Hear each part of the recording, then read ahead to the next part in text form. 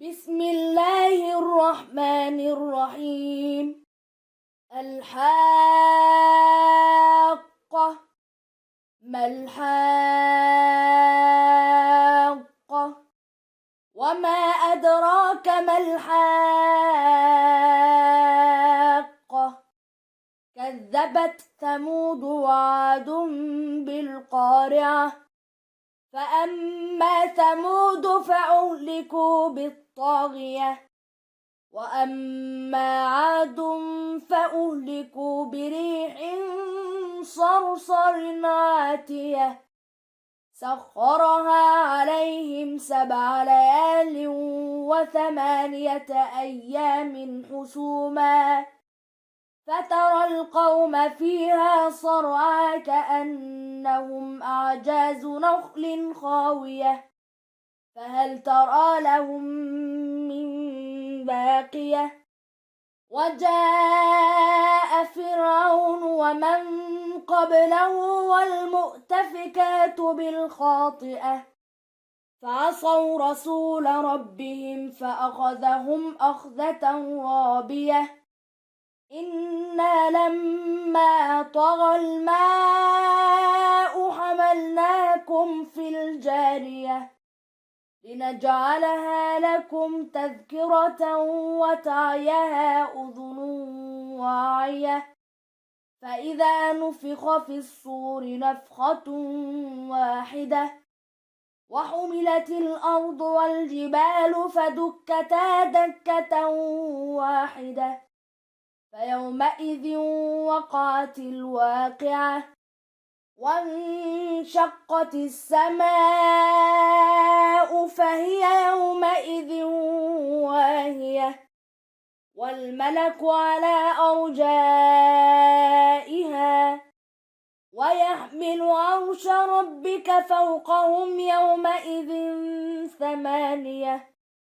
يومئذ تعرضون لا تخفى منكم خافية، فأما من أوتي كتابه بيمينه فيقول هاؤم اقرءوا كتابيه إني ظننت أني ملاق حسابيه، فهو في عيشة راضية في جنة عالية قطوفها دانية.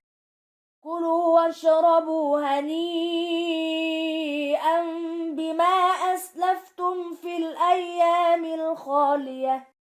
وأما من أوتي كتابه بشماله فيقول يا ليتني لم أوت كتابيه ولم أدر ما حسابيه، يا ليتها كانت القاضية ما أغنى عني ماليه، هلك عني سلطانيه، خذوه فغلوه ثم الجحيم صلوه، ثم في سلسلة ذرعها 70 ذراعا فاسلكوه، إنه كان لا يؤمن بالله العظيم ولا يحض على طعام المسكين، فليس له اليوم هاهنا حميم ولا طعام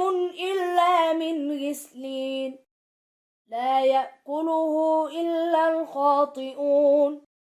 فلا أقسم بما تبصرون وما لا تبصرون، إنه لقول رسول كريم، وما هو بقول شاعر قليلا ما تؤمنون، ولا بقول كاهن قليلا ما تذكرون.